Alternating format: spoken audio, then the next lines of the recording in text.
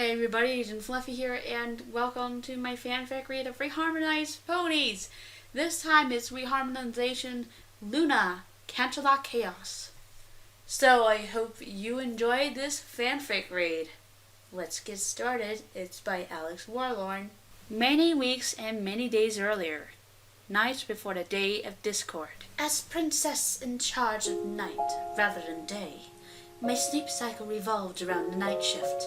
I didn't precisely need sleep as an alicorn and moon goddess, but I appreciated just how relaxing it was to curl up in bed.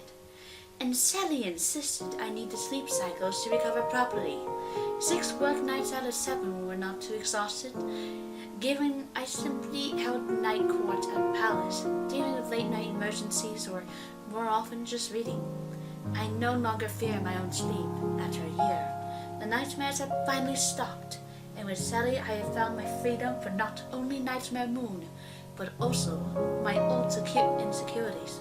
I stayed up early last night though, for on 1 day out of 7, I like to explore how changed the night has become in 1,000 years. Nightclubs were a night's invention, so were 24-hour licensing laws. Overnight trains and late-night eateries. I would sometimes go clubbing in Manhattan under any number of various false forms. If I didn't know better, I could almost suspect Sally had encouraged ponies to enjoy my nights more, just to prepare for my return. Okay, that wasn't so much of a stress to my sister. On the other hoof, ponies did seem a little different after 1,000 years. Artificial light was much better these days. I can almost compare my skies to the sea below. The twinkling distant stars of Manhattan, the small but bright light of Ponyville, constellations on the ground. If I say so myself, I felt that the night was more beautiful than ever before now that I was home. Light pollution had become a thing of the past.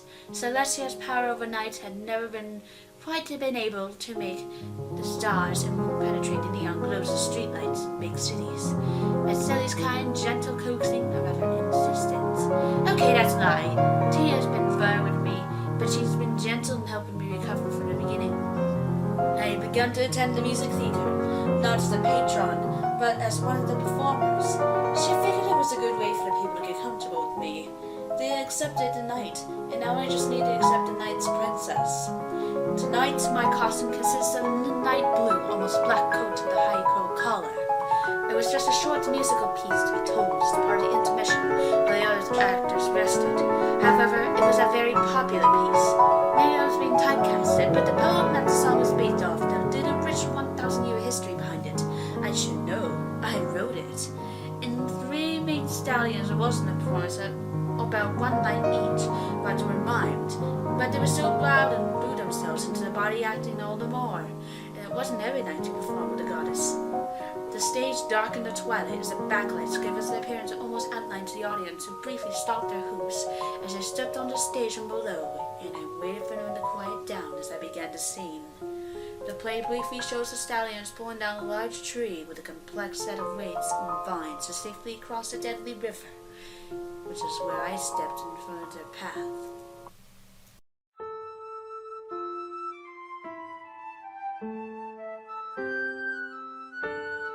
Once I happened to cross Earth Ponies 3, who thought they could all use their horses to thwart me. But I, being nice, being sly, blocked their path. It's a break, cunning ponies, or what do you ask?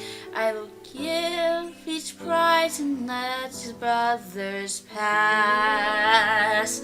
The purple pony bay, please Luna, give me a tool, a horn that will win every fight, every duel. So I broke a branch of the eldest tree, and I fashioned a horn, for he thought he was worthy, and made a unicorn of the eldest of 3. Go, brother, I bid thee good night. I promise you'll win all your battles and fights, but your horn will be stolen and you will be maimed. Then you and I will meet again. The blue brother cry, give me wings instead. The power to fly others back from the land of the dead. So I plucked a feather from her own side, and I placed it onto his hide. And new Pegasus could fly and flew back to his parted bride. Go, brother, I bid thee good night. You'll fly to the stars and you'll see a lot. Drive yourself crazy, cause you won't be whole. And then I will claim your soul. The youngest pony said, Luna, I don't trust your ways. Will please leave me alone till the end of my days. And daughter was reluctant, he was wisest of the three. So I gave him my horseshoes of invisibility, and then let the last pony go free. Go, brother, I bid thee good night. Go take your horseshoes and go live broken life. Be happy and healthy, and when you're ready, just take off your horseshoes and join me. And that is the story of the Earth Pony Brothers. They each made their choice, one wiser than others. They stripped me of horn and of shoe and of wing. And I bade young Red Jack be selfless and wrong. And many years passed till I was called to his home. I took the other two for my own.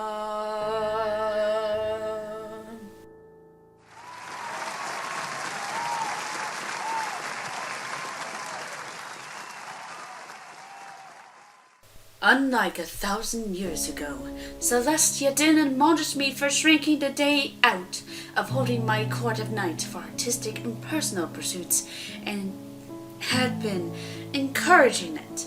I wasn't clear on her motives, but I thanked her for it. I couldn't remember when I last felt so alive, so happy. But the night was a night, and a day was a day. And tonight it was time I had a nice sleep. Taking just enough time to lower the moon, I fell into bed. Sunset wasn't for another 12 hours. Sally would wake me in plenty of time. Lulu, wakey wakey, I groaned. Oh, Celestia, is it sunset already? I feel like I blinked, still lying in my bed. Is that you, Tia? Of course it is, you silly filly. My sleep addled my addled brain, trying to figure out what I was seeing. You seem kind of, small. My daymare sister seemed normal at first, flapping a few feet in front of me, until I noticed she was 1/8 her normal size, had stubby wings, and was a bit on pudgy side. Her wings were little compared to the rest of her. Her horns were round-ended, and her mane was now solid faded pink. It has been 3,000 years since I've seen her like this. Of course, my best friend in the whole wide world, Discord made me fun-size. The bucking, hey? My half-awake brain received a jolt of adrenaline hearing that word. Alarm bells went off in every corner of my mind. Discord? She smiled at me. I looked into her big round eyes. I have wildness in them. Yeah! That guy who used to run this place before us looks like that statue of him in the Royal Garden wasn't a statue after all. I knew he misplaced him somewhere. He's back and everything's all fun now. Well, at least here in Ponyville, in Hoofington, and the Every Forest, and Tia, you've been corrupted. I gasped. What a nasty, inconsiderate, and prejudiced word. I prefer to say discorded or converted, my little pony. I felt a chill down my spine. I knew that voice. Where are you? I asked in there. Celestia was now spinning her head 360 degrees while giggling like a filly at the fair. I felt hot breath alongside my bed hair mane, very close by. I screamed only slightly like a little colt and leaped on full force on my perfectly accurate star chart spread, staring at the abomination laying between my bed sheets. It's been over 2,000 years, lifetimes even for me, but I know that monstrous mismatch of animal parts anywhere. Celestia leapt up and sat down to the ceiling, smiling down at us. I screamed, not caring for what he was dealing with. "Ah! Get out of my bed!" Discord turned lazily to look at me, still laying down. He grinned. He spoke in the most fake, posh tone imaginable. "You get out of mine. This is my kingdom once more." "It's a principality!" I snapped, moving out of my bed and facing the lounging spirit of disharmony. I spread and stretched my wings reflexively. Temper, my dear Luna. I understand your displeasure. I have been most unkind to you this day. While Ponyville and Canterlot were the first to be blessed with the delightful chaos of, well, me. You alone of all those countless ponies are the only one I haven't fixed up yet. I really should thank you, not for turning this stone thing, but of course, but there's just so many of you now, and by that I mean ponies, not alicorns, of course. Ugh. You managed to make more than make up for me. Accidentally wiping out the hippocampi, flare ponies, and most of your kind. Discord scratched his head. I was so sure I turned that desert back into the ocean. I guess my game of pony card solitaire ran wrong. Too bad. I really did enjoy their singing. Oh well, you win some to reduce the 6 pony races to 3.2. Oh well, where was I? Leaving and turning everything back to normal! I shouted, focusing magic on my horn and shooting out nothing but a small spark. Discord blew a tiny horn, making mute trumpet sound and clap. Great, you want to sell a letter, but not much else, I'm afraid. And don't even bother trying to stick your new bearer's developments on me. I felt my panic rising. What did you do? Discord waved his arms joyously. I made them fun! Loyalty turned traitor, laughter turned so serious, generosity to so greedy. That one was good, actually. It always used to be a weakness, as I once told a very bold being. What else? Oh, kindness. I made her unkind. Quite tricky. Honesty? Well, she's a liar now. As for magic, she'll break. Monster. Is that any way to talk to the one who helped you realize what a total attention hog your sister really is? I gritted my teeth. No way. He was not baiting me with that. I looked at my bigger, little regressed and cursed sister. And what about Celestia? Why am I really not being affected? I realized too late. I just looked at Git's horse in her mouth. Discord chuckled. Well, Celestia had been making changes to the castle to convert her to be 9,000% cooler.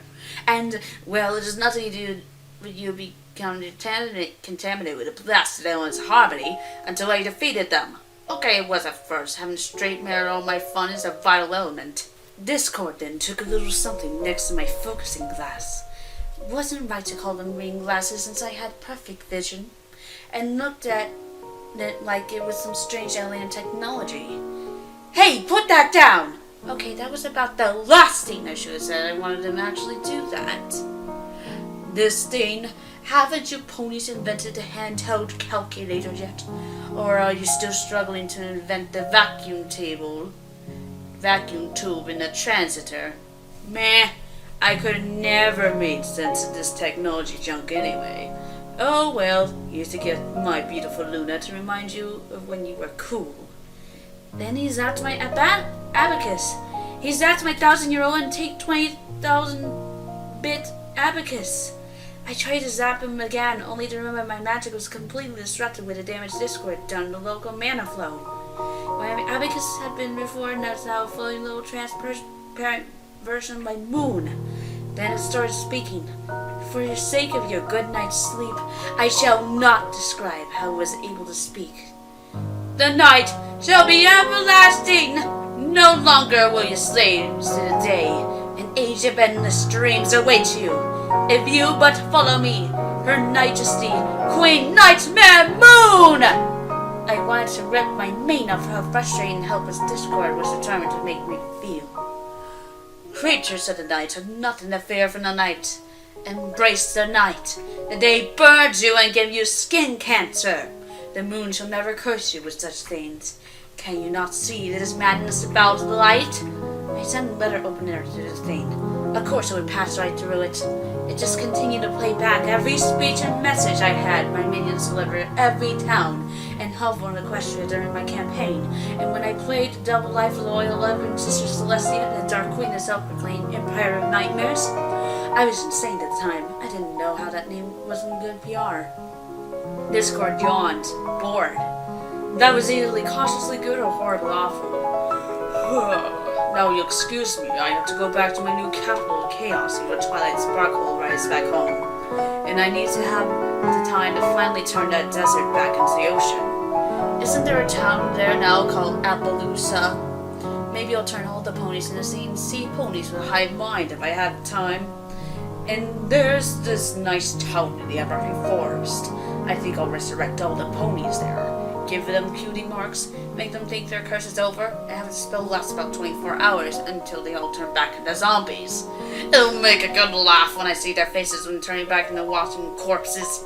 And Celestia, it's time to lower the sun. It's 3 in the afternoon! I protested. The Discord vanished, and now smaller white alicorn lowered the sun. I quickly raised the moon, fearing that no celestial bodies in the sky that would incite panic in the cities and towns. Discord hadn't found amusing to fet directly yet. I still had magic for that. The moon and myself were part of the whole, but I could feel I was so much weaker. Even weaker than after I was purified of my nightmare moon persona. What had Discord done to my magic while I was sleeping? I stopped that thought before I got sick.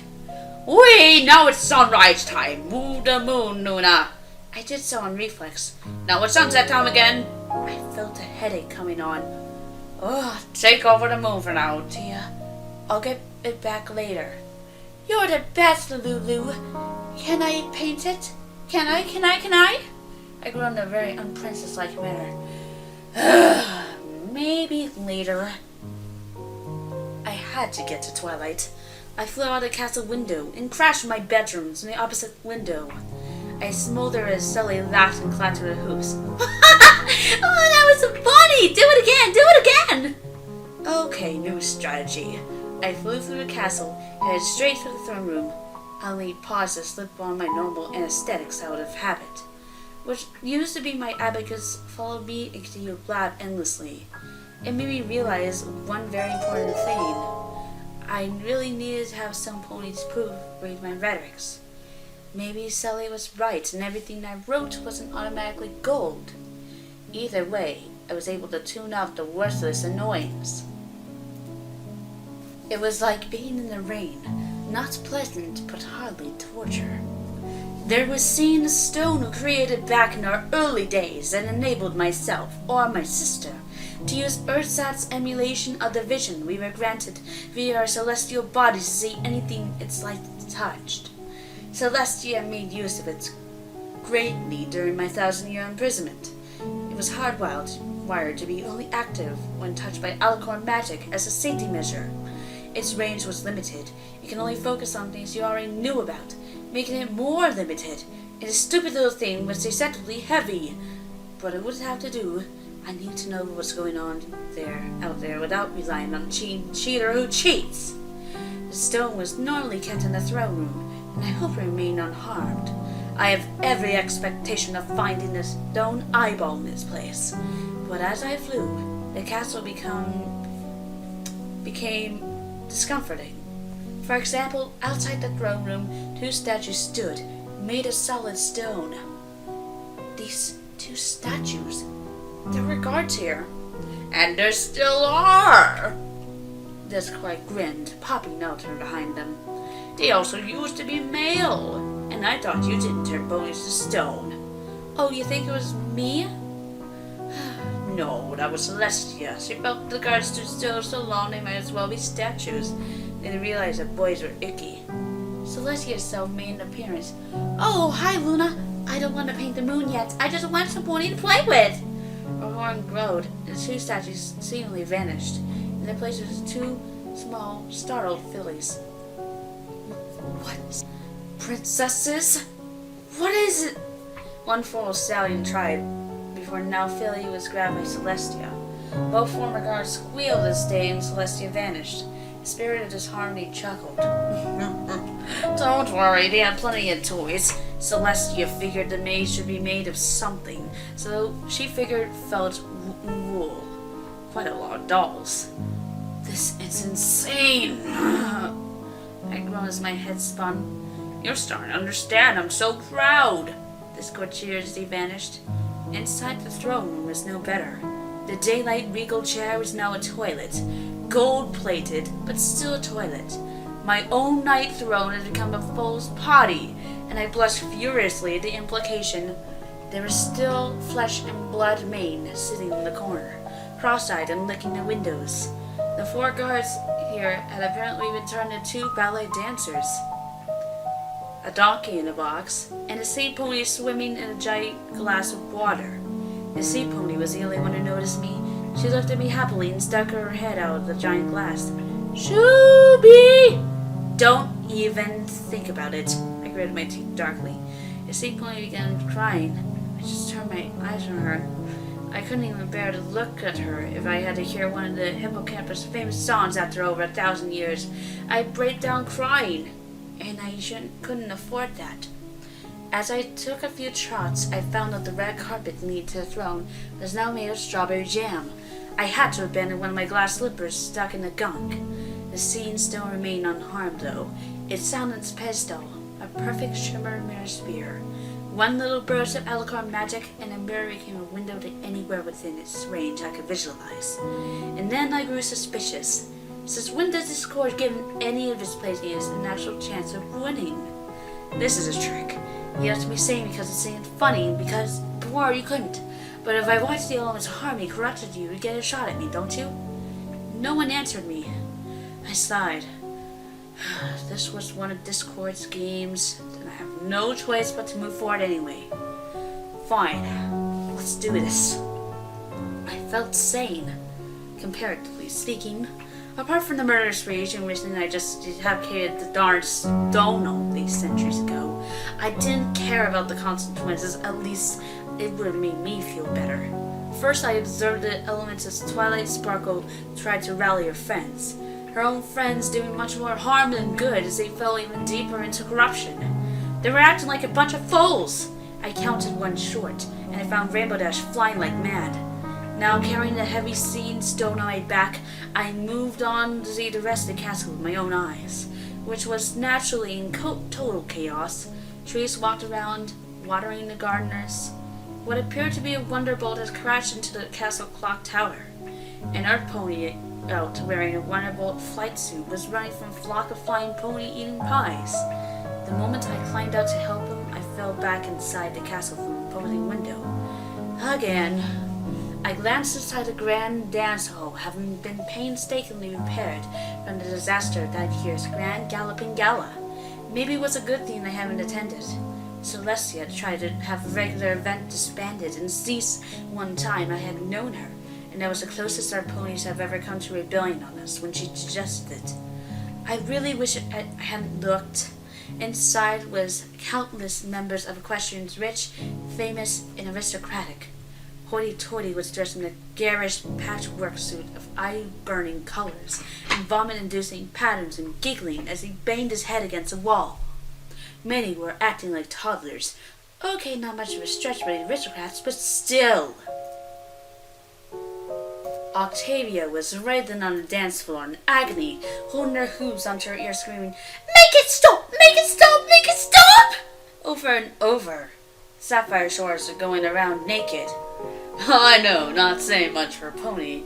The full-grown mare kicking her hooves at others, screaming at others to look at her, and how mean adults were. Not all guards were statues. A few on patrol must have thought to be clockwork soldiers by Celestia. I nodded politely as the clanking pair whirred past, pausing only to salute me with jerky motions. Okay, think, Luna. You can do something to help out, even with all this. Help me! Someone screamed. I was on alert. The 2 clanking guards ignored the scream. Moments later, a mare made entirely of ice ran around the corner, hoofs causing patches of ice to form on the floor as she ran. Angelina, please, save me! Blue blood? What the? I almost asked why it was made of ice, and realized how stupid a question that was. Even as terrified aware of ice as she was, blue blood rolled her eyes. Of all the foolish questions at a time, like, oh no, he's coming! Blue blood looked ready to wet herself. There was a glow in the corridor blue blood had spread from. The stallion made of flames that bruised. It bore a strange resemblance to blue blood himself. Well, for one, I can deny I set anyone on fire, I blinked, as blue blood cowered behind me. I shivered from the cold mirror's proximity. Please, stop him! Extinguish him, before he melts me! My great to the 52nd power nephew cried tears of eyes, scared for her life. Blue blood, if it was an electro-transport pony putting him out would kill him. Her. Was it her before? My head spun at the particulars. But the ice pony had screamed and ran away. The stallion followed. Fire followed, burning love hearts for eyes. The intensity to the stallion singed some of my fur, even as I backed into the wall. I telekinetically slammed the door, and my nephew had fled through the face of the flaming stallion, scorching it, making the flaming stallion look around in confusion. It then began to see my nephew's off-key voice singing how it wanted to make love to Princess Blue Blood. I felt my brain threatening to break in two without any direct help from Discord. I needed somewhere to think. Something that had things one interest Discord at least, so I tried to figure something else. Aha! The library. Either I can read something or find a heavy book to hit Discord with. I then tried to canter off, but slid in the blue blood and her fiery stallion had to leave behind. Ow! A pony who was now had a mop and tail and a power drill for a unicorn horn wandered up and began mopping the water anyway. I'm guessing you're a janitor? I asked on the floor. The pony nodded. I had made my way to the Royal Library, ignoring the chaos around me. Instead, I was focusing on seeing stone showing me the distant sticks. 5. Okay, one pony trying to save the world, and failing. Her own friends mocking and bullying her. Fluttershy was being a thug. Rarity was paranoid madwoman. Pinkie Pie was taking offense to everything that moved, and Applejack was coming to the realization that lying was easier than facing reality. Finding the library wasn't easy. Sally seemed to be rearranging the layout of the castle every time she rose or lowered the sun, which was about every few minutes. I had thought I could find something here, but I was wrong. The library was now full of picture books lying around, and when opened, revealed on top to be the pages of Lives of Ponies. Most of the real books had run off, except for one I sat reading the pile of picture books. Each book I examined currently ended on the same 3 pictures. The library staff and visitors all looked startled as the other books came to life. A number of books falling to the ground where the ponies had been, and then the picture of myself reading the book. I guess the book reading the ponies probably ended with a picture of itself reading. Sign. I gently closed what had apparently been a young, dark blue-mared unicorn called Sunny Place, placing her head inside the coat she had dragged to the library. A blood-maned earth pony named Maelstrom. This wasn't helping. It probably wasn't helping Discord yet either. Not unless he planned to spend his entire rule with the murderous Alicorn chasing after him. Though he probably did. I felt scared and sick. Nothing I could do was going to change anything. I was a rat. I was a rat in Discord's maze, running about for cheese that didn't exist. I could have stayed in my room and nothing would have changed in the least. A sickly, icy feeling in the pit of my empty stomach. I focused on Twilight again. I had tuned in just in time for the climax of Discord's game. Fine! See if I care! Twilight shouted, angry and hurt. Her friends are always scattered. Her voice fell to a whisper. Friends like you? Who needs enemies? A heartbroken shaped tear fell from the purple unicorn, and the colors turned with gray, starting her to tail and back hooves and slowly made her way forward. It reminds me of petrification. That same slow, helpless death. Twilight Sparkle! Please! Don't! I urged, but the seeing someone could only see. It couldn't transport my word. I could only watch as all the colors drained from my sister's students, from my last savior, for one of Equestria's last hopes. It was over. I was alone. I was alone. That was it. The element of harmony that was deader than dead. Twilight Sparkle was now just another discourse broken in toys. There was no more ancient legends, no hidden tracks, no hidden tricks, no backup magical items saved from rainy days to stall all this. Celestia was an insane filly making the castle her playground. Everyone in the castle except me was as broken on the inside as the outside. I might as well have still trapped in the moon for all the power I had. Discord was truth again, and my efforts were even more meaningless when I had been secretly plotting my sister's downfall in a deluded quest for recognition. What was the point of a night out for beauty but no warmth? Night was just the absence of day. I ruled nothing. Even as my focusing magic faded, I was starting to see a gray face staring back from the stone in a moment, until I realized I had stopped using it. That was my face! I realized something was off instantly by the sheer fact that I cared that my colors were grayed out, and it hit me much harder. My fur hadn't turned green. It was turning black!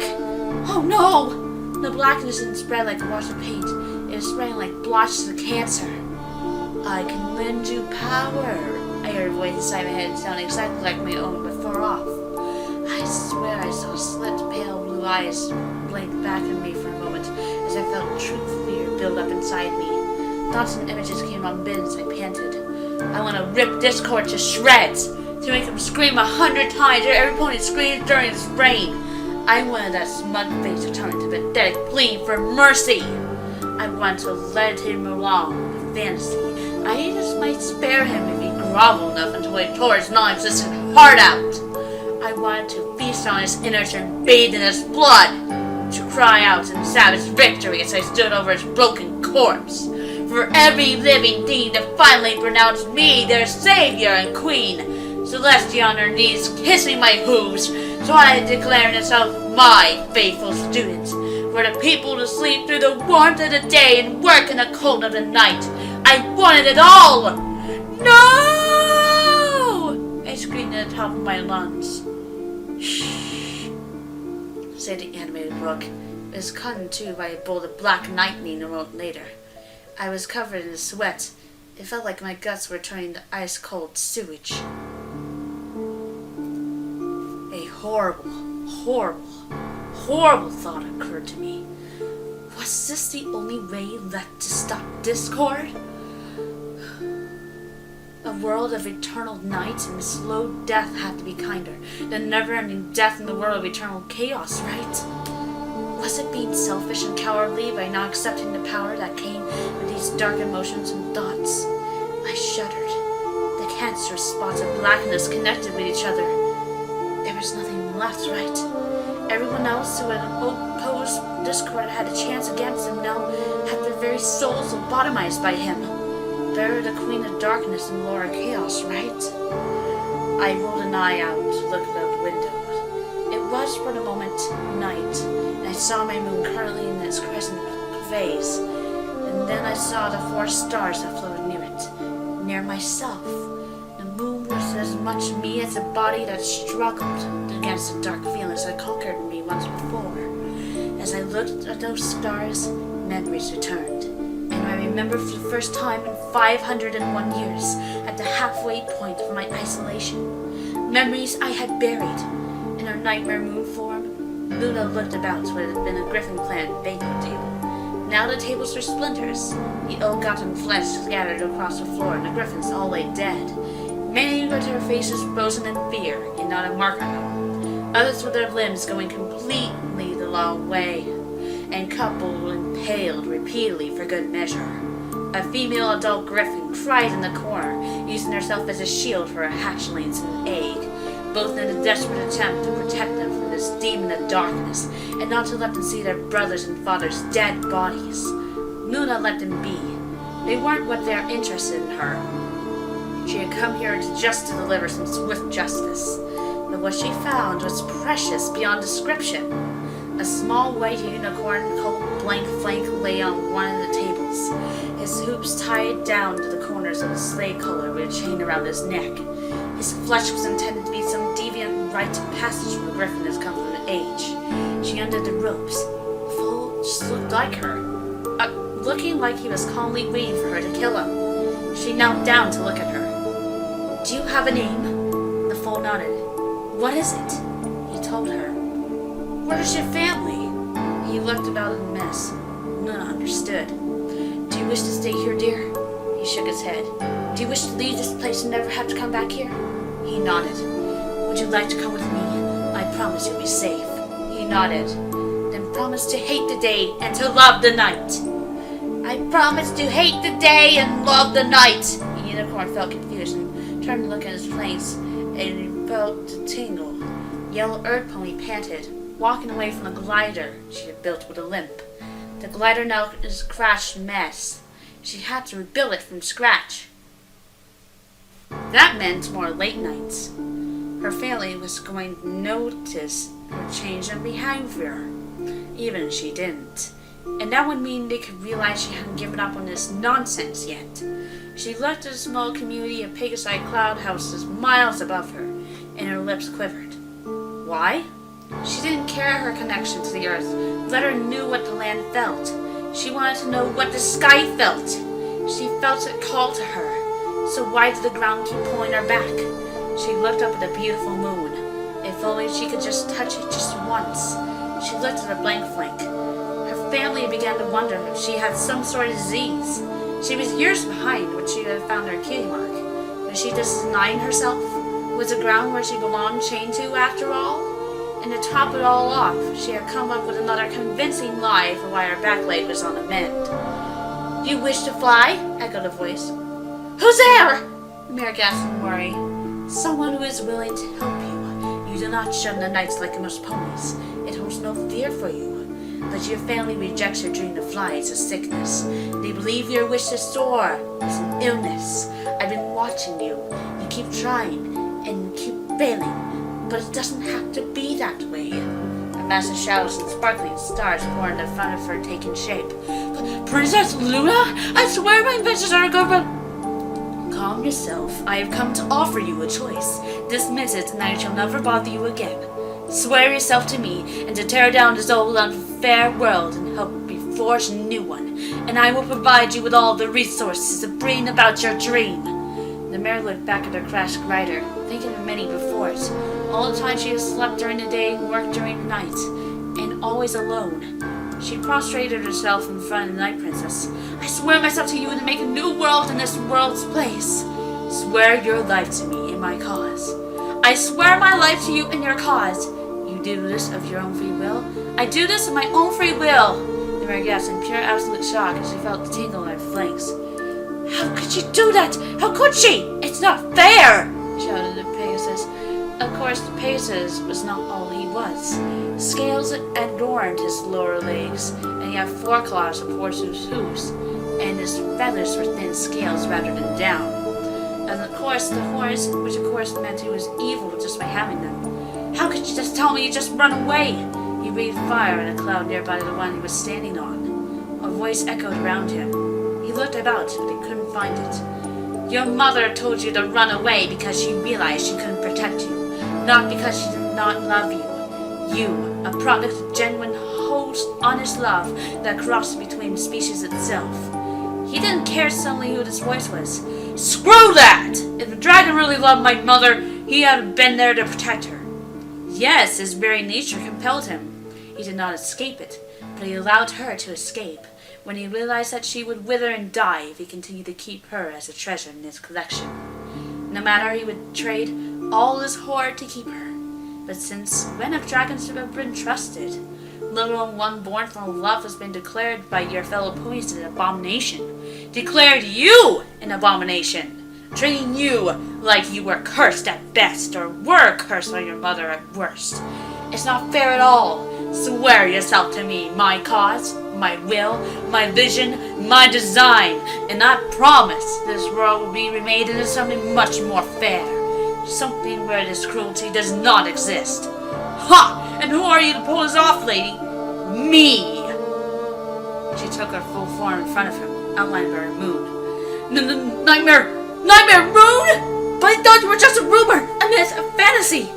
I am no figment of imagination. Swear yourself to me, and help me to make a world where you, and all the like you, have come, will be accepted. He didn't need to be asked twice, and he didn't act all surprised when the symbol appeared on his butt. With a sense of grim satisfaction, Luna sat her guys and Nightmare Moon watched as the town burned and every pony in it. They would fall, screaming, they would die, but their suffering would not end. The flames of Sunny Town and its inhabitants illuminated her night sky. She turned her to be a transparent shape, a gray pony with a magnifying glass key mark. It's done. You now suffer the way you've suffered, but your suffering is over. There shall never end. The transporting teenage pony didn't respond. You know, you pass on to the spirit world, or you can stay with us and help us bring about a world where what's happened to you shall never happen to any other Ruby. No, whispered the dead pony. I didn't want this. Greyhoof was the one who killed me. Any others, just let it happen. And even your best friend who abandoned you accepted this AG double hockey sticks Tartarus as just her reward. Romeo thought it was going to help me. Meadow would be dead now anyway to try to save me. Three Leaves thought it was some kind of plague. Let them go. We can't. This curse can only end when they accept their own sins, or in this case, stop punishing themselves. You think those things you say excuse them for your murder? They're all cowards who'd rather murder you than try to understand something new. Something those talentless, lazy slackers had no hope of doing. Or rather something we lost by having everything handed to them. We told Sister creating the settlements where no pony would have struggled for happiness was a mistake. Some ponies are sick of kitty marks after the kitty pox. This town is my gift to the survivors. Your ancestors, Sister never thought that all her descendants, you, would remember about cutie marks, and there were a disease. Maybe they'll teach Sally we're a much natural part of this world as the other ponies. Now what do you choose? I choose to stay in Sunny Town. What? I choose to stay until I can get Demeter to let go of her guilt and I can save Three Leaf and Romeo and everyone. Your quest is futile. I don't care if it takes an eternity to save Mida. Until she lets go of her guilt, I'll stay with her. Very well. A dark purple unicorn stallion with a white mane floated his helpless enemy a bit closer to him. All right, Red Knight, time to talk. The Pegasus just grinned, showing off his two fangs that didn't fit on any pony anywhere. The sickening pale pony showed no fear. Why should I? Because I'm this close to driving another stake. This went through your heart, you bloodsucker! Right now there was 5 stakes during the pale pony, all in key positions, one through his bow tie to cutie mark. If the information is all that's keeping me alive, why should I sign my death warrant by giving it away? You're dead already, remember? Shadow Sparkle! Oxypie said, the earth pony getting his face. He's just a victim too, remember? Red Knight, if you help us, I'm sure Princess Celestia can cure you of your curse. She looked at the undead pony breathingly. I'm not so sure this guy wants to be cured, said Thunderdash. Roxypie looked at her and pigs like TV. That's because the curse is talking, not him. We should be trying to help him. She took the carrot approach to Shadow Sparkle's stick. Red Knight, we know the Nightmare Moon as a spy in the royal court. Do you have any idea who it is? Red Knight stared at them with his 2 solid red eyes, then pulled his hair back and laughed, tossing his black mane. Ha! Has a spy? What have I told you? The Nightmare Moon was the spy! Shadow Sparkle almost dropped him in shock. That's impossible! Lovely, it's hard to miss. Oh, come on, it's so obvious. Do I really need to spell it? A silver rod was suddenly sticking out of Red Knight's chest. Red Knight's head fell forward, already dead. Shadow dropped him. All 3 ponies looked at 3 other equines standing on the nearby treetops of Red Knight's small estate, the full moon against them. One was a white unicorn stallion with a purple mane. Around his neck was a silver collar with glowing runes. 2 chains were in the black, backed with the links to uneven number of 5 silver rods connected to chains, linked to circle of identical runes around the stub of every rod at each end. They were identical to the ones that had just killed Red Knight. One's a yellow pony, earth pony, with a blonde mane, connected to her back via a pair of black rods with 6 elongated metal diamond shapes, 3 on each side. Engraved on the top were the shape of different ponies. They looked like coffins almost. The last one looked a bit like bizarre mix of red dragon and pig's eye. The sheer rawness of him actually made Thunderdash shudder. Before any of the 3 could demand answers, 3 new ponies vanished in the wood line, going off in different directions, the night darkness itself actively covering their escape. "This is not good," Nightmare Moon muttered. "But your true identity is Princess Luna to save your majesty," comforted the white unicorn. "Not for all not in Red Knight's blabbing.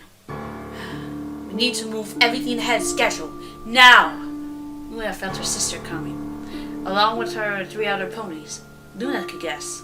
No pony could use their ultimate weapon by their lonesome. It required both her and Celestia to use the element together to seal discord. But Luna was about to let that happen. "Apple Dancer, Fate Spell, Foresight!" "Yes, your majesty!" Her 3 devoted knelt their heads down at their queen. Earth Pony, Unicorn, and Pegasus. "Princess Celestia is coming. She is helpers. Leave Celestia to me. But you are to not let one of her loyalists enter the fray with her. You are to fight to the death if need be. Do you understand?" "Yes, your majesty!" All 3 responded without hesitation. And they granted them each either the life, dream, or a purpose in life. Each one has lived their lives to serve her. Each owed their life to her. If this was where this road led, then so be it. They had a responsibility. Apple Dancer only looked in stunned silence as one of her wings shattered under Thunderdash's high-speed assault. Their fight had taken them high into the air. Apple Dancer used her means both as a shield and a means of offense. She was sure she was going to win when she saw one of her wings break one of her back legs and dislocate the other. But the Pegasus stallion hadn't given up. And how can he move that fast? She didn't say anything as gravity took her and her surviving wing. Without anything to balance it, it became almost dead weight. Why? All I ever wanted to do is fly. I wanted to be free. Why does the ground keep pulling me? Why can't it just let me go? She thought as she hit the ground, leaving impact crater. "Apple Dancer!" Fate Bells screamed, drawing his attention away from Shadow Sparkle. Shadow tried to get hit, but Fate Bell dodged the surprise attack. An instant later, had impaled Shadow's legs with 4 of his rods and galloped to the Earth Pony's side. She wasn't breathing. "Murder it!" Fate Bell snarled. Everything else in his mind had gone his rage and lost torture to his mind. "You're just a puny little Earth Pony. Just let me waste you already. Come on, you know you can't win this. Just turn around and go home." Prophesied his flames at Roxy, hid among the rocks in a stupid game of hide and seek. "Puny? Okay, that's it!" I thought Celestia without 3 companions wouldn't be able to use the element of harmony at all, since they were little more than rocks without a complete hull. Celestia delayed using her trump card as long as possible, trying to give her 3 companions a chance to reach her. It was costing her dearly. One eye closed, a wing broken, and a gash in her side. But Nightmare Moon's spell was reaching a point of no return, and Celestia took the only option she had left besides killing her own sister. In the light of the long overdue dawn, Roxy was patching up both Shadow Sparkle and Thunderdash. Celestia trotted over to each of Luna's still companions with a pronounced limp. The elements of harmony back inside, and now just a collection of spherical rocks. She looked at the setting moon with the image of the unicorn head now pattered on its surface. She has done all her crying and grieving inside. She knew she'd be doing a lot more when she had time again. I'm gonna drink some water. Wait a second. How am I remembering this? I wondered. This doesn't make sense. I was already sailed in the moon. Celestia touched her horn, and the head of the 3 ponies. A small light escaped each one. As the princess of the day, I pardon all of you and absolve you of any actions under Nightmare Moon you have taken. All I ask in return, no, all I request for you to do so or not, is look after Lulu until she's ready to come home. The 3 new stars flew into the last recesses of night, as the dawn wiped away the last of darkness. A 4-star always waiting for 3. Celestia made a small smile. Help them look at your hinted Galaxia. Celestia whispered. Galaxia has been the name of one of our family that Discord has taken away from us in a very permanent and final way. All that time, Celestia had simply locked her away. She ensured the only friends I had and one of her family would be looking after me. Even from the start.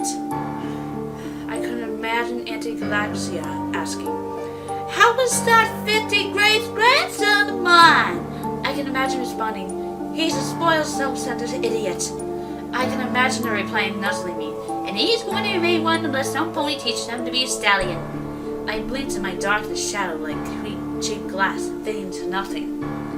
Everything I did as Nightmare Moon was my own choice, I said to myself. Her power is mine, no one else's. No matter what taint or lie or half-truth or all-out full-stage deception Discord may or may not have played on me before I was sealed, or whatever other factors I can't remember due to my 1,000 years alone. I accept every choice as my own, and I won't fear myself anymore. I was princess in the night after all. Who said I needed to become a tyrant or a madmare or a usurper or devil to use my own power? I won't deny my own mistakes anymore. Sorry, Tia. I guess you were wrong about that, but thank you. Thank you so much for healing me, for saving me, for not simply letting me go or abandoning me as you could have done. I don't know how much those memories were real or invented by my own mind, but they've given me the strength to not give up, and I'll cherish them. Thank you. Speaking of which, I had a better bucking hay make sure that Discord thinks this game worked. I created a thin aura of darkness around me, and added the grey out coloring to my mane, eyes, and coat. It was an artist, after all. Illusion magic was a whole hat to me. They say never try to trick a trickster. I just hope that over 1,000 years in stone had managed to significantly quell Discord's bloated ego. It took a flight of dragons to drag across the landscape at a turtle's pace. "Problem, my little pony?" Discord asked. I sighed, then grinned madly and danced like I was 4 again. "The moon is pretty! The moon should always be up! The sun stings! I want to wear pink colors! My Little Pony life was the greatest show ever!" I think I might have lost the script. Discord laughed and ruffled up my mane. I resisted a shiver of revulsion. "You certainly have." Discord took a picture of me with a camera from nowhere. "Smile!" I stuck out my tongue. Discord laughed harder. "No saving the world plans in there?" I grinned. "Nope, not at all." He grinned back. "Good, I think about to check out Miss Twilight Tragedy." He teleported away again. Horse apples, I wasn't lying. I don't have a plan. And who am I talking to? I said to the books right in front of me. Somehow I could imagine them glaring at me. A glare all the creepier by the strange genetic defect that left sunny plays with white-colored pupils, even if she could see perfectly fine. "Oh, right, yeah. Sorry about that. I do have kind of a plan, but you won't be booked so much longer." I darted from the library and darted back in to whisper to the book that once was Maelstrom. "By the way, you should see some of the things she dreams about you. No wonder she used to keep fainting around you." And then darted back up, where an eyelid of a book can blush. "Okay, Luna, Discord's back in Ponyville. Well, he'll spend a good 5 minutes there. Hopefully, fake something to snap Twilight Sparkle back to reality like you." Aha! I had it. An idea, something to save her. It was an incredibly long shot, but I'd run out of options a while ago. Wait, no! All the books ran away! She probably read them all when she's studying here. But wait. Yes, this was it, for sure! I can't paint those, so doing her an expiring picture won't work. Oh, but maybe. Finally the plan to help. What the hay's an email, and how will we get photos all over at work to send them as encouragement? Oh, stupid brain! Maybe I'm going to the same for real after all. Why can't I think of something? Oh, if only I could send the scrolls to someone out there to see if they can still... An incandescent light bulb appeared on my head. That's it! I noticed a bulb, and I might as well take you, my mutating servants. Need new lights for my room. I didn't actually need to see the light in my room. I was a princess of the night after all. I could see in pitch blackness. It was daytime and my sight wasn't as good. It was mostly to keep my servant ponies from tripping over themselves. I raced to my sister's private study. 90% of it was a total mess. The books had all been drawn in. Some had pages torn out. There were crayon drawings on the wall. Made dolls and Rude non-pony toys covered the floor like a carpet. But I found I was looking for completely untouched, made scrolls neatly organized on the shelf. All letters. I gently placed a bulb on the table and looked at many letters. All from Twilight Sparkle. "Sorry, Pike," I said, my horn glowing as I found that if I went one at a time, letters could indeed be sent. Wait, no. What's a baby dragon called? Spine? Spark? Spock? Puff? I heard a telltale noise of discord appearing behind me. "Now what was that you just did?" I frosted a second. "Giving the dragon indigestion." I looked at him with dull eyes. Discord blinked. "That makes no sense whatsoever. I like it." "Good to know." I saluted like a good pawn of chaos. "Good. When I get back, I think I'll bless you with some of my own power. Now, what's the best way to put chaos in Manhattan? I know, an earthquake." And he vanished. I resisted the urge to face Hoof. This act wasn't perfect. He figured out sooner than later. I had to focus. I began to send the letters one at a time, not stopping, not daring to stop. I couldn't stop. I kept them coming until I exhausted every letter Twilight had sent to Celestia on friendship, the true name of Twilight's element, her soul, her spirit, and finally there were no letters to send, and I waited for the time to pass. There wasn't much else to do but that. All that and worry since I left Hussein still behind the library. I hoped Blueblood had evaded the fire stallion, or that the state pony in the throne room would stop crying. I hope none of the clockwork guards have unwound. And above all, I hope I was right, that this could save Twilight, and this could somehow save the others, and she wasn't sitting in the corner of Ponyville writing nonsense on the walls. Hours passed. Outside, I saw existence twisting into something completely unrecognizable. I kept thinking any moment Discord would return and drive me mad for real, as if he'd never been that merciful. And then, endless, drooling ghost moon turned back to my beloved Abacus. It wasn't that Discord's magic was cut off and things reverted back to the way they were without it. Only the weakest and more immature magic looks like that. I felt the elements of harmony as saved my soul wash over me and everything else again, restoring it, repairing it, healing it. I grinned as I felt power flowing naturally through me again. I didn't need the Seeing Stone to know what Twilight and her friends had done. It was all back to normal now, and the robots vanished. Drat. Oh well, I just need to wait on the order from Stalingrad. Stupid Celestia and their stupid greenwashing initiatives. I told her 100 times you can't say environmental policy without saying mental policy.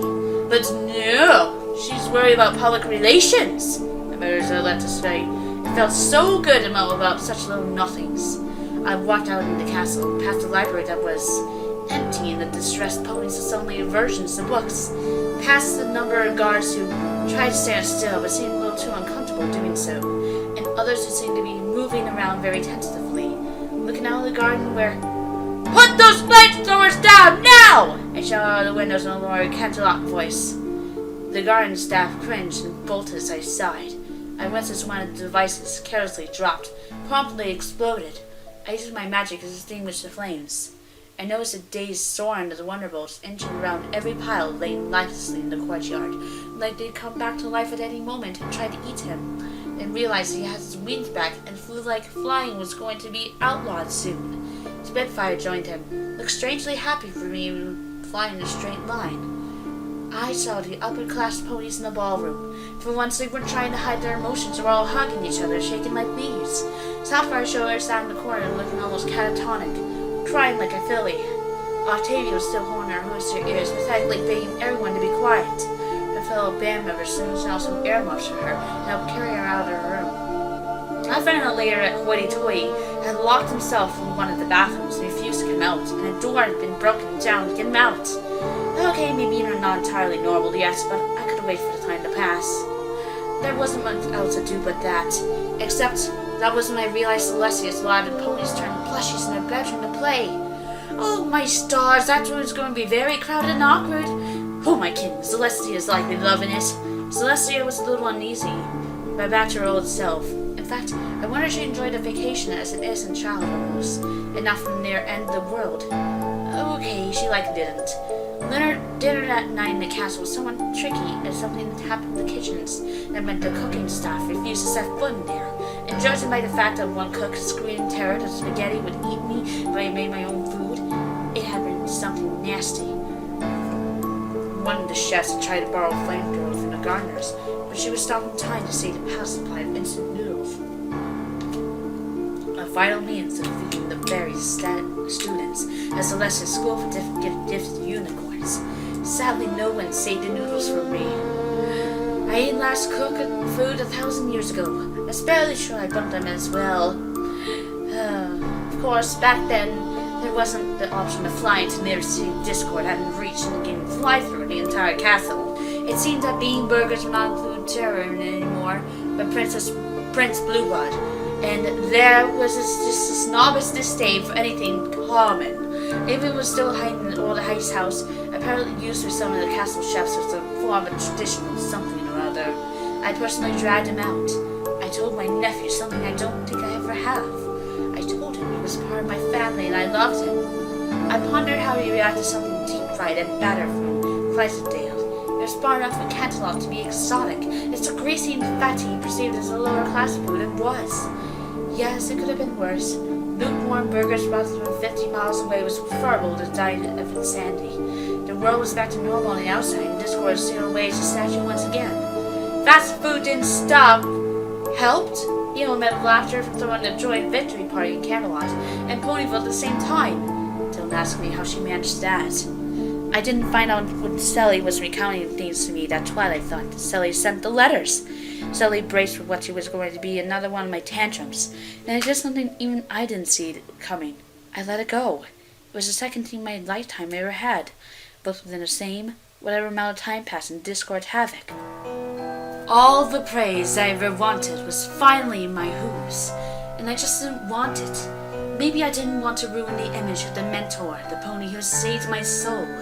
Maybe I didn't want to disrupt the pony's precious grasp on everything will work out, and these ponies hold on to so dearly.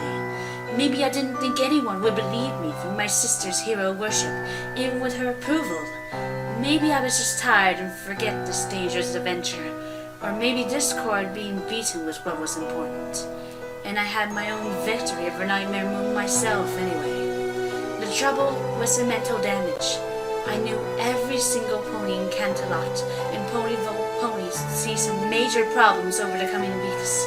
And I knew what part I could play. I owned the night. I couldn't control my own nightmares, but I could guide the dreams of my subjects. The moon had been up for some time.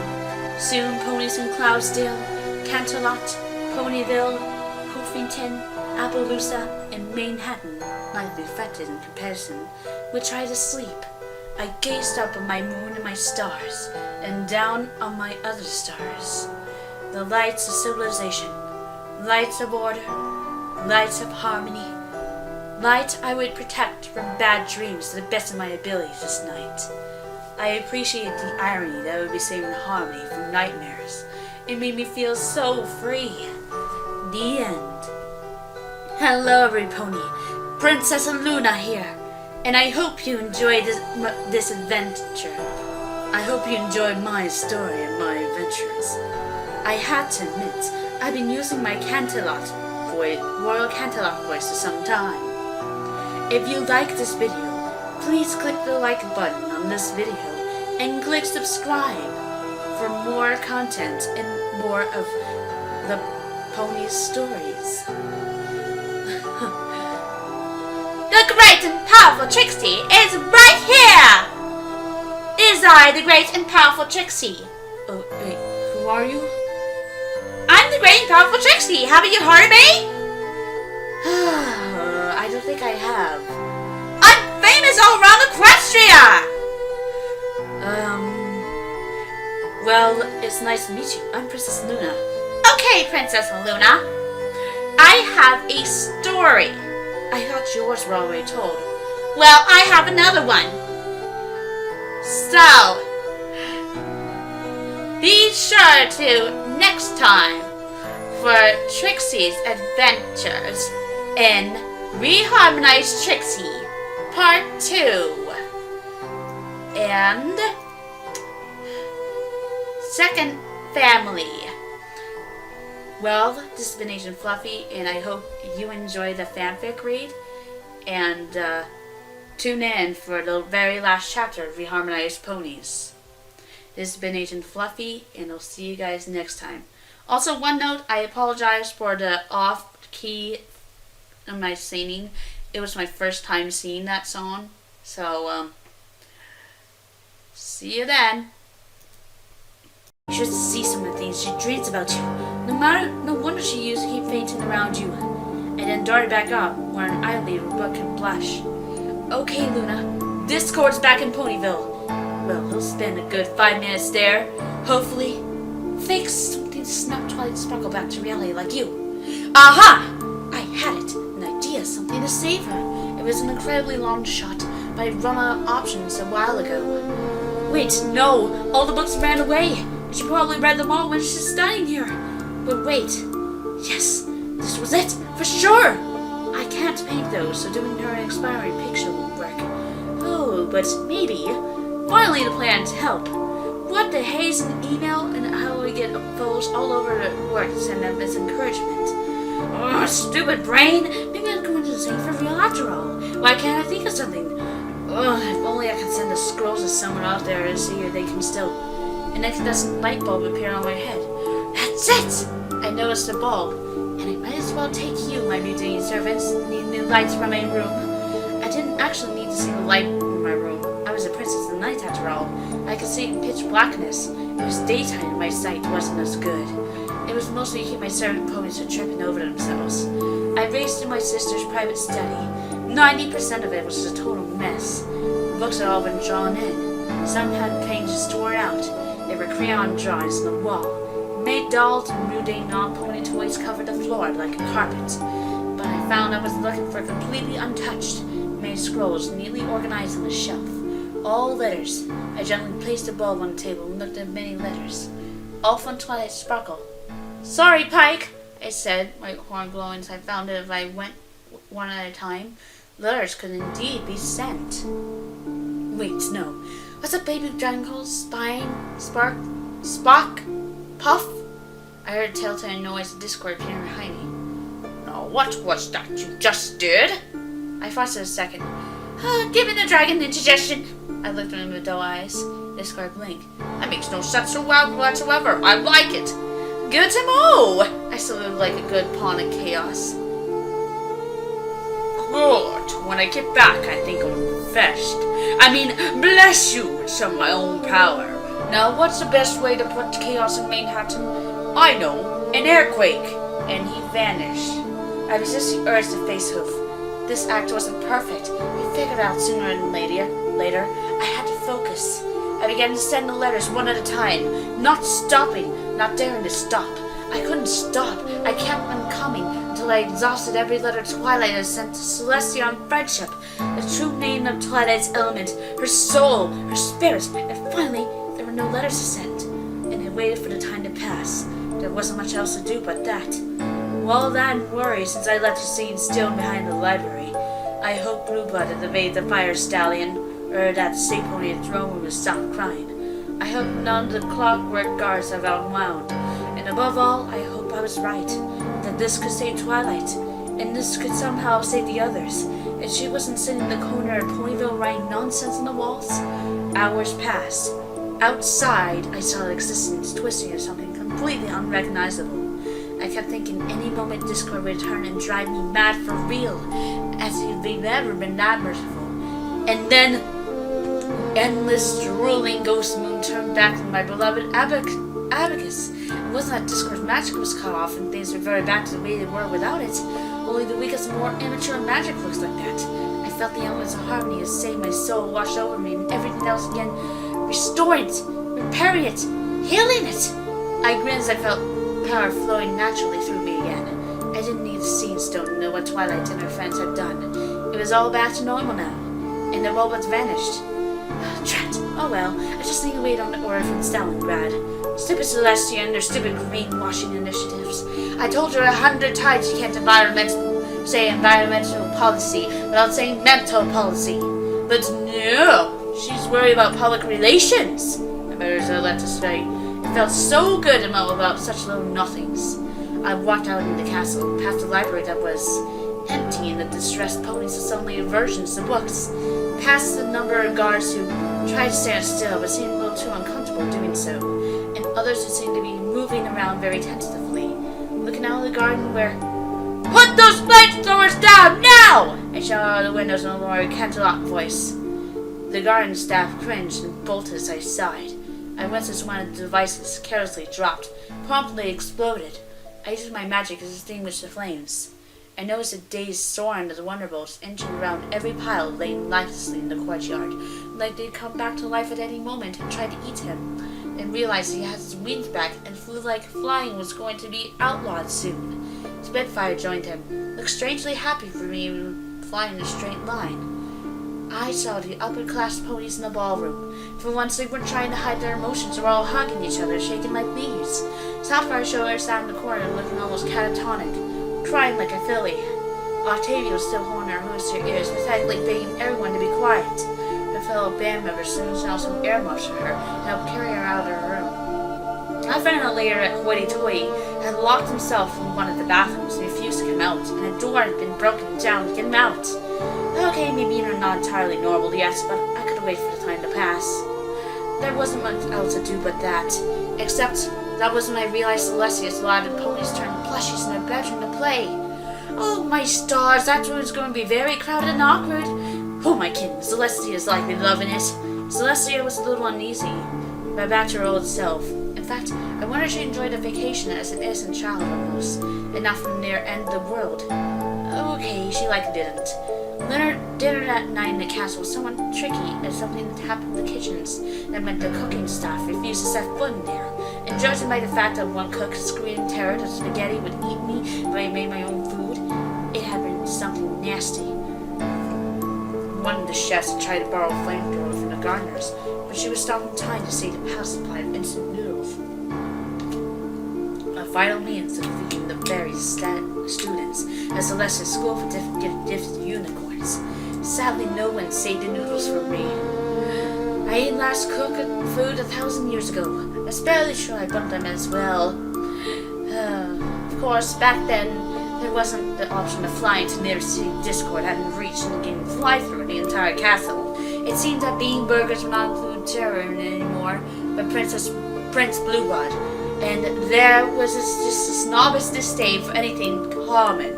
If it was still hiding in the old ice house, apparently used for some of the castle chefs as a form of traditional something or other, I personally dragged him out.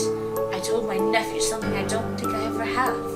I told him he was part of my family and I loved him. I pondered how he reacted to something deep-fried and better from Clydesdale. It was far enough from Canterlot to be exotic. It's so greasy and fatty he perceived as a lower class food and was. Yes, it could have been worse. Lukewarm burgers brought from 50 miles away was preferable to diet of insanity. The world was back to normal on the outside, and Discord sailed away as a statue once again. Fast food didn't stop. Helped? He met laughter from throwing a joint victory party in Camelot and Ponyville at the same time. Don't ask me how she managed that. I didn't find out when Sally was recounting things to me that Twilight thought Sally sent the letters. Sally braced for what she was going to be another one of my tantrums, and it did something even I didn't see coming. I let it go. It was the second thing in my lifetime I ever had, both within the same, whatever amount of time passed in Discord havoc.